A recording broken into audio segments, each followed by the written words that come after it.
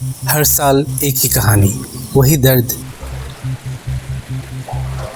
वही तबाही, वही बाढ़। असम एक ऐसा राज्य है जहां हर साल लाखों लोग अपने घरों को, अपने ज़मीन को बहते हुए देखते हैं। लेकिन ये सिर्फ एक प्राकृतिक आपदा नहीं है, बल्कि ये एक व्यवस्थागत असफलता की कहानी है।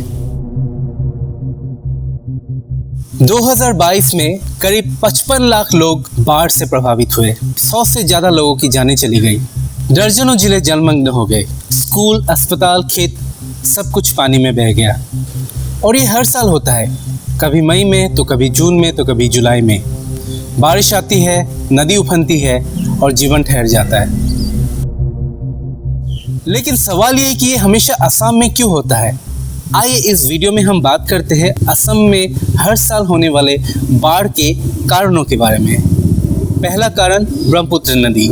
ब्रह्मपुत्र नदी एक सीमा पार की नदी है जो दक्षिणी पश्चिमी चीन, पूर्वोत्तर भारत से होकर बांग्लादेश तक बहती है। इसका ओरिजिन कैलाश पर्वत के मानसरोवर झील से होता है। इस नदी की कुल लंबाई लगभग 3000 किलोमीटर है। ये भारत की सबसे तेज और सबसे अनप्रेडिक्टेबल नदी है। ब्रह्मपुत्र नदी हर साल अपना रास्ता बदल सकती है। स्प्रिंग सीजन में जब हिमालय पर्वत के बर्फ पिघलते हैं तो ब्रह्मपुत्र नदी में विनाशकारी बाढ़ आने का एक खतरा रहता है। दूसरा कारण भारी वर्षा। मॉनसून के सीजन में असम में औसतन 200 से 300 मिलीमीटर तक बारिश होती है।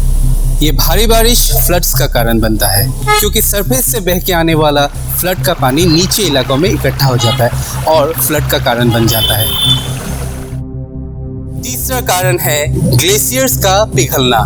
पिघलते ग्लेशियर ब्रह्मपुत्र जैसी नदियों के पानी के प्रभाव को बढ़ाकर असम में बाढ़ का कारण बनते हैं।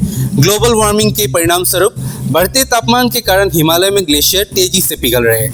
इस बढ़े हुए पिघले हुए पानी के साथ साथ तीव्र मानसूनी बारिश के कारण नदी या अपनी कैपेसिटी से ज़्यादा पानी भरने लगती है, जिसके परिणाम स्वरूप बाढ़ आ जाती है। चौथा कारण deforestation and soil erosion. Deforestation के कारण मिट्टी की बारिश के पानी को सोखने की क्षमता कम हो जाती है, जिससे बाढ़ की संभावना बढ़ जाती है। डिफॉरेस्टेशन से सॉइल इरोजन यानी मिट्टी का कटाव भी बढ़ जाता है, जिससे नदी में सेडिमेंट्स जमने लगती है, जिससे नदी की क्षमता कम हो जाती है और बाढ़ की संभावना बढ़ जाती है। पांचवा कारण एनक्रोचमेंट ऑफ वेटलैंड्स। वेटलैंड्स पर अतिक्रमण और बाढ़ के मैदानों में अस्थायी बस्तियों की स्थापना नेचुरल ड्रेनेज पैटर्न को बाधित करके और फ्लड एब्जॉर्बिंग कैपेसिटी को कम करके फ्लड के रिस्क को काफ़ी हद तक बढ़ा देती है। ये गतिविधियां अतिरिक्त पानी को प्रबंधित करने की क्षमता को बदल देती है, जिससे जमीन बाढ़ के प्रति अधिक संवेदनशील हो जाते हैं।